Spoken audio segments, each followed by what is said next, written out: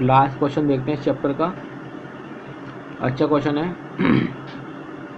In a survey of 25 student में सर्वे किया गया और उसमें ये पाया गया कि 15 हैड टेकन मैथ्स, 15 स्टूडेंट्स के पास मैथ हैं, 12 had taken physics and 11 had taken chemistry. ठीक है, 5 had taken physics and chemistry. अब देखिए यहाँ पे एंड आ रहा है, 5 had taken physics and chemistry, sorry mathematics and chemistry, and 9 had taken mathematics and physics, and 4 had taken physics and chemistry, and 3 had taken all the 3 subject। तीनों के पास तीनों subjects हैं। Find the number of students that had only chemistry, only maths, only physics, physics and chemistry, physics and chemistry but not maths, maths and physics but not chemistry, only one of the subject, at least one of the 3 subject and none of the subjects. तो देखिए students, ये question बहुत अच्छा है। तो सबसे पहले जो इसके अंदर डेटा दे रखा था उस डेटा को लिखते हैं, तो क्वेश्चन आपको अपने आप समझ में आने लगेगा। तो ठीक है, तो मैं यहाँ पे क्या करता हूँ, यहाँ पे जो मेरे को यूनिवर्सल सेट दे रखा है इस क्वेश्चन के अंदर, इस क्वेश्चन में जो बात हो रही है वो 25 स्टूडेंट्स के ऊपर बात हो रही है। तो टोटल स्टूडेंट्स वो कितने होगा, 25 होगा। 25 इस क्वेश्चन का यूनिवर्सल सेट हो गया है ना। तो मैं कैसे लिखूँगा, N U equal to 25। Universal set कितने का होगा, 25 स्टूडेंट्स का हो गया, क्योंकि 25 स्टूडेंट्स में सर्वे हो रही है। अब जो मैथ वाले स्टूडेंट है, मैथ कितने स्टूडेंट्स के पास है, 15 स्टूडेंट्स के पास मैथ है। और जो फिजिक्स है, 12 स्टूडेंट्स के पास फिजिक्स। और जो केमिस्ट्री है वो है 11 स्टूडेंट्स के पास केमिस्ट्री है। अब एंड का मतलब इंटरसेक्शन मैथ और केमिस्ट्री वाले। देखिए एक बार मैं हाईलाइट कर देता हूँ उस क्वेश्चन के अंदर। 25 स्टूडेंट्स का सर्वे हुआ जिसके अंदर 15 हैड टेकन 15 मैथ्स वाले हैं, 12 फिजिक्स वाले हैं और 11 केमिस्ट्री वाले हैं। 5 had taken both math and chemistry वाले 5 हैं, और मैथ एंड फिजिक्स वाले कितने हैं, 9 हैं। 4 physics and chemistry, 3 had taken all the subjects. अब देखिए इनको लिखता हूँ, इस डेटा को मैं यहाँ पे कॉपी करता हूँ। अब आगे M intersection C, math and chemistry वाले 5, मैथ एंड फिजिक्स वाले 9, फिजिक्स एंड केमिस्ट्री वाले 4, और जिनके पास सारे सब्जेक्ट हैं, had taken all the 3 of the subjects. ठीक है, taken all the 3 subjects, and number of elements in M intersection P intersection C, यानी कि फिजिक्स केमिस्ट्री मैथ्स, ये है 3। अब इतना करने के बाद इसको हम डायग्राम बना के समझते हैं इस इन्फॉर्मेशन को। इसको मैं नेक्स्ट पेज को कॉपी कर देता हूँ, वो समझाने के मारे।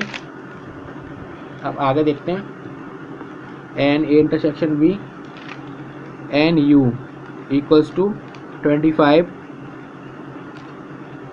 एन एम इक्वल टू 15, और N P equal to 12, N C equal to 11, and M intersection C equals to 5, and M intersection P equal to 9, and P intersection C equal to 4, and N M intersection P intersection C equal to 3।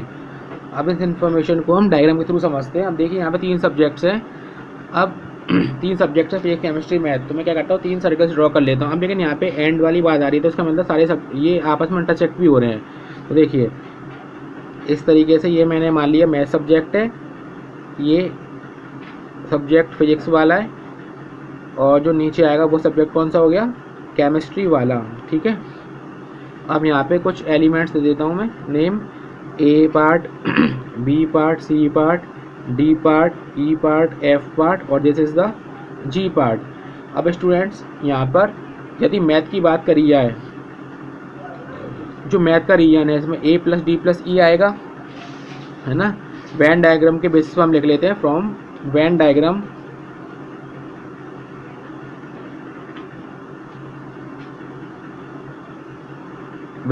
से क्या observe किया, N M number of students in physics, sorry number of students in maths, maths में क्या आ गया A plus B plus D plus E, यानी कि A plus B plus D plus E, ठीक है। Physics B plus E plus E plus F, physics region में सारे स्टूडेंट्स आ गए। अब केमिस्ट्री बचा D plus E plus F plus G, N C D plus E plus F plus G, ये region आ गया केमिस्ट्री का। अब M intersection P, M intersection P, अब एम इंटरसेक्शन पी का मतलब है मैथ्स और फिजिक्स में कॉमन, मैथ्स और फिजिक्स में कौन से कॉमन दिख रहे थे कि ये वाला कॉमन पार्ट आ गया बी प्लस ई, है ना, ये बी प्लस ई वाला पार्ट आ गया। अब N P intersection C, physics और केमिस्ट्री में, फिजिक्स और केमिस्ट्री में यदि कॉमन देखते हैं हम, फिजिक्स और ये फिजिक्स हो गया, ई प्लस एफ, ये दोनों का कॉमन पार्ट आ गया। ऐसा समझा था हमने पहले वेन डायग्राम में, ई प्लस एफ और math and chemistry, math and chemistry का यदि देखते हैं तो मैथ एंड केमिस्ट्री में डी प्लस ई आ रहा है, ठीक है स्टूडेंट, डी प्लस ई आ रहा है मैथ प्लस केमिस्ट्री में। और टेकन ऑल द सब्जेक्ट, जिन्होंने तीनों सब्जेक्ट्स ले रखे हैं, तो उसमें देखिए डायग्राम से मालूम पड़ेगा जो तीनों में कॉमन आ रहा हो, तो तीनों में जो ई वाला पोर्शन है वो तीनों में कॉमन आ रहा है, क्योंकि ये फिजिक्स का पार्ट भी हो रहा है, केमिस्ट्री का भी हो रहा है, मैथ्स का भी हो रहा है, ठीक है students. Physics maths and chemistry, E is the common among these, ठीक है। अब इस कंडीशन को सॉल्व करते हैं, जो जो हमको डेटा दे रखा है उसके बेसिस पर। अब देखिए, इट इज गिवन दैट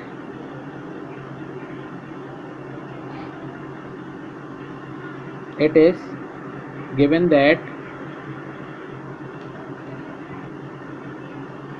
अब मैं सारी वैल्यूज़ इसकी लिखता हूँ और धीरे धीरे ये A B C D find करने की कोशिश करता हूँ, इससे मेरे को जो जो क्वेश्चन में पूछा गया है वो वैल्यूज़ फाइंड हो जाएंगी, ठीक है स्टूडेंट्स। अब आगे प्रोसीड करते हैं। देखिए N M intersection P intersection C, इसका मतलब क्या है, जिन्होंने तीनों सब्जेक्ट ले रखा है, जो तीनों में कॉमन है, वो कितना दे रखा है 3 दे रखा है। और इसको हमने जो वेन डायग्राम समझा था, इसका मतलब है ई की वैल्यू 3 दे रखी है ना, जैसा कि अभी नीचे देखा था हमने, जो ई की वैल्यू हमारी कितनी है 3 है, ये हमको 3 दे रखा है।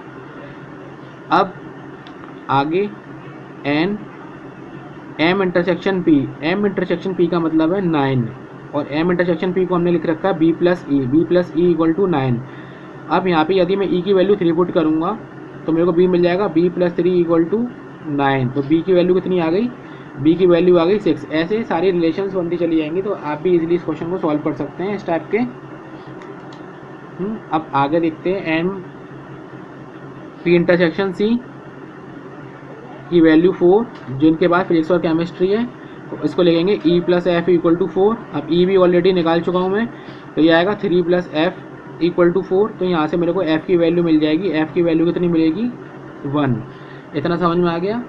अब आगे दे रखा है m intersection c, m intersection c की वैल्यू कितनी है मेरे पास b प्लस ई, सॉरी d प्लस ई दे रखी है m इंटरसेक्शन c की वैल्यू, और इसकी जो एलिमेंट्स है m इंटरसेक्शन c का वो दे रखा है 5, है ना। तो मैं ऐसे लिखूँगा d plus E equal to 5,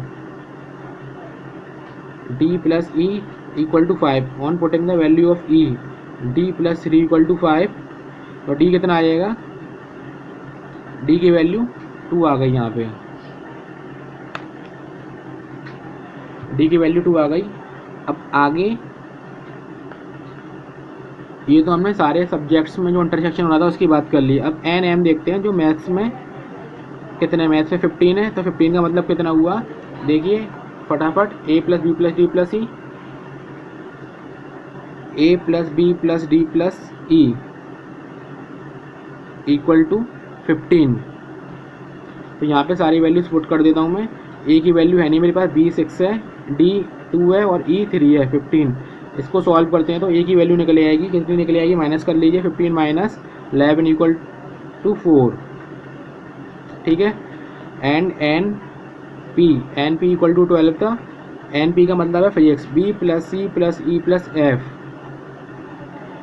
ये 12 के इक्वल, अब सारी वैल्यूज इसमें पुट कर सकता हूँ। बी की वैल्यू 6 है, सी की वैल्यू है नहीं हमारे पास, E3F1 इक्वल टू 12। इसको सॉल्व करेंगे तो कितना आएगा, 6 और 3 9 + 1 10 इक्वल सी की वैल्यू 2 आ गई, और एन सी का मतलब 11, एन सी का मतलब हो गया D + E + F + G,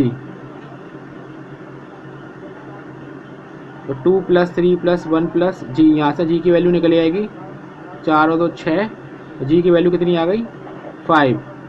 आइए अब स्टूडेंट सारी वैल्यूज हमने निकाल ली, अब हम इसको देखते हैं पहले पार्ट में क्या क्या हमसे पूछा गया था क्वेश्चन में।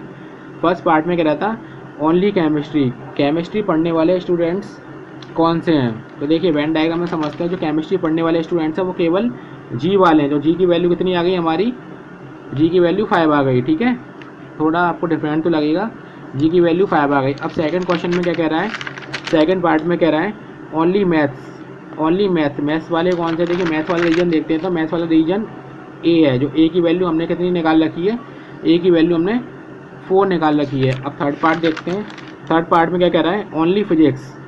अब फिजिक्स वाला रीजन पे यदि गौर करें तो फिजिक्स वाले रीजन में वैल्यू कितनी है, सी, सी का मतलब कितना हुआ, सी की वैल्यू यहाँ पे 2 दे रखी है, ठीक है।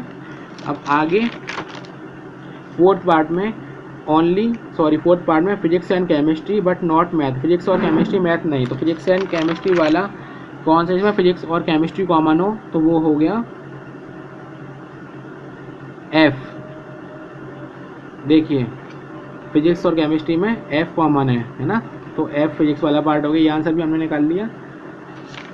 अब फिजिक्स एंड केमिस्ट्री के बाद देखते हैं maths and physics, maths and physics में कॉमन क्या है, ये मैथ्स हो गया और ये फिजिक्स, और इसके कॉमन में क्या है, बी है, बी की वैल्यू कितनी आ गई 6, बी की वैल्यू हम निकाल चुके हैं 6।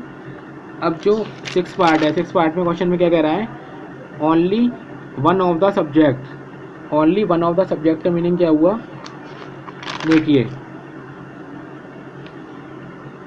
मतलब सारे सब्जेक्ट अलग अलग जिसमें कोई मिलावट नहीं होनी चाहिए, तो ए + E + G, इस पार्ट को हम इधर करते हैं, ये पार्ट नंबर 6 हो गया।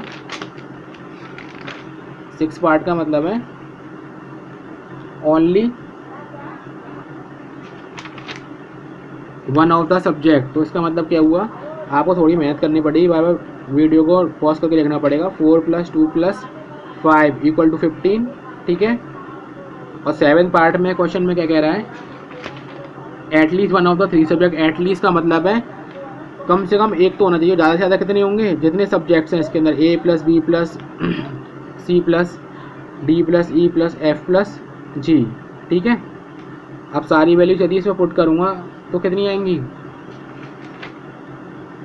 23, ये सारी वैल्यूज आप पुट करके देख सकते हैं। और जो लास्ट पार्ट है none of the subject, none of the subject का मतलब है कोई सा भी सब्जेक्ट नहीं, तो क्या करेंगे, जो यूनिवर्सल सेट दे रखा है, यूनिवर्सल सेट कितना है 25 का, तो यानी कि एन यू में से आप कौन से माइनस कर देंगे, जो आपने ऊपर निकाल रखे हैं ऑल ऑफ द सब्जेक्ट, है ना, at least one of the 3 subject, at least one of the 3 subjects, इसको माइनस कर दीजिए, ठीक है। एन यू का मीनिंग कितना है 25 - A + B + C + D, तो ये वैल्यू आ गई 25 - 23 gives 2, this is the final answer. ये क्वेश्चन बोर्ड में भी आता है लॉन्ग में, सॉरी बोर्ड में नहीं, क्लास 11 में बहुत बार पूछा था सेक्शन डी में, तो इस क्वेश्चन को ढंग से प्रिपेयर कर लीजिएगा, ठीक है students. Thank you to all.